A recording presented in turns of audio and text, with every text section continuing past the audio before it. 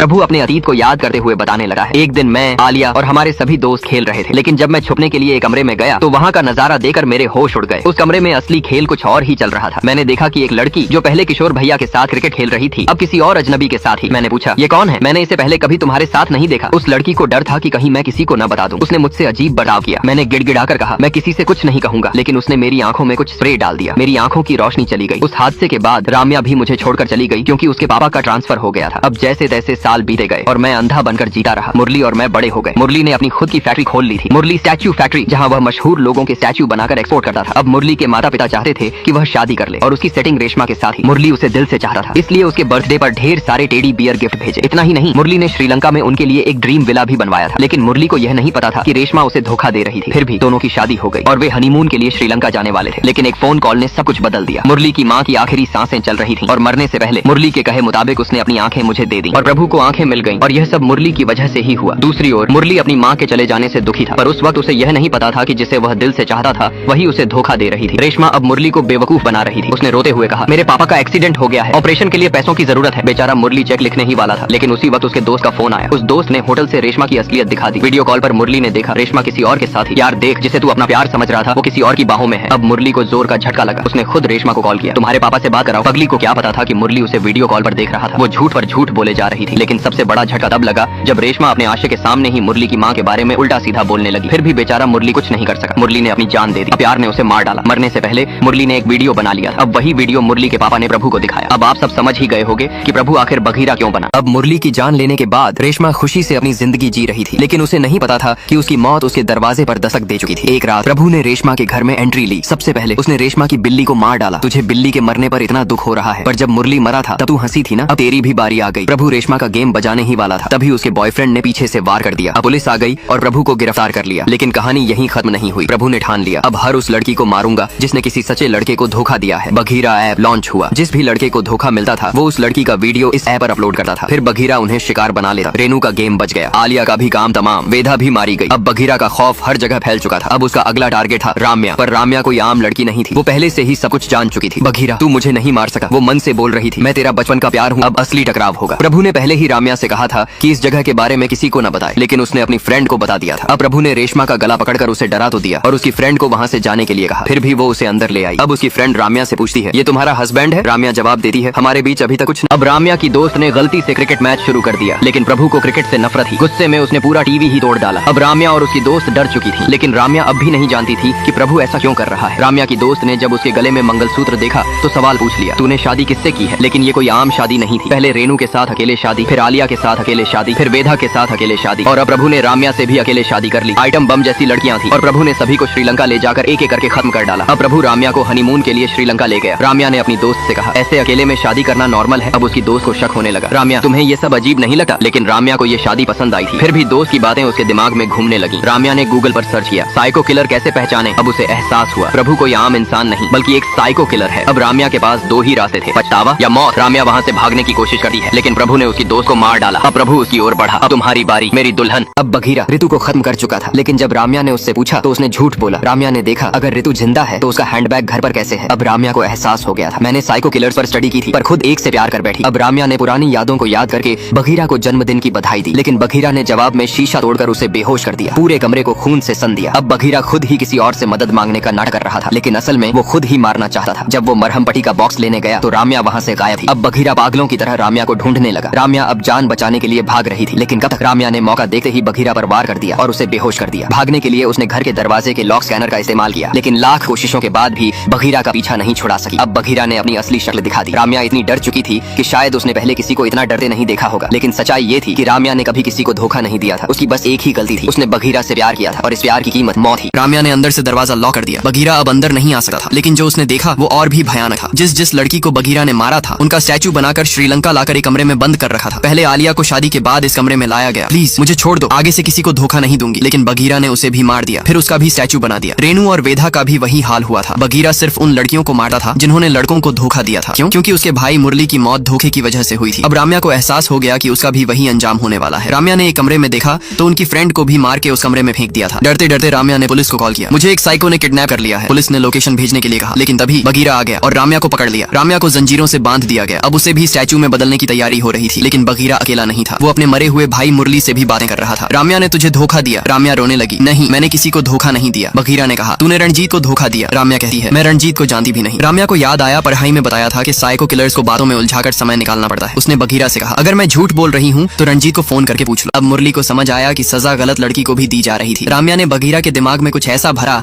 जिससे उसकी सोच ही बदल गई। तुम्हारे दोस्त को धोखा मिला तो तुम हर लड़की से बदला लोगे? मैंने किसी को धोखा नहीं दिया, बल्कि बचपन से तुमसे प्यार किया। मैं तुम्हें सब सच बताने वाली थी, लेकिन तुमने मुझ पर ही हमला कर दिया। बघीरा का दिमाग घूम गया, उसके अंदर बदलाव आने लगा और राम्या की सभी बातों से दोनों बचपन के बाद फिर से मिलते हैं। राम्या का बचपन का प्यार था। बाद में आखिरकार पुलिस ने बघीरा को गिरफ्तार कर लिया, लेकिन कोर्ट ने उसे मानसिक रूप से अस्थिर घोषित कर दिया और बाद में उसे रिहा कर दिया। बघीरा का नया जीवन शुरू होता है। समय बीत गया। राम्या और बघीरा की शादी हो गई। उनके बेटे का नाम मुरली रखा गया। लेकिन जब मुरली बड़ा हुआ तो उसे भी एक लड़की से प्यार हो गया। फिर एक दिन उसने चाकू उठा लिया। उसे लगता था कि मुझे धोखा दे रही है। राम्या को डर सताने लगा, कहीं बघीरा फिर से ना जाग जाए। जब अतीत फिर से लौट आया तो वही लड़की जिससे मुरली प्यार करता था बघीरा से मिलने आई। मेरी माँ हमारी शादी के लिए नहीं मान रही। बघीरा ने कहा, तो चलो मैं तुम्हारी माँ से बात करता हूँ। फिर सामने कोई और नहीं बल्कि रेशमा खड़ी थी। रेशमा को देखते ही बघीरा के अंदर का राक्षस फिर से जाग गया और उसने उसे मार डाला।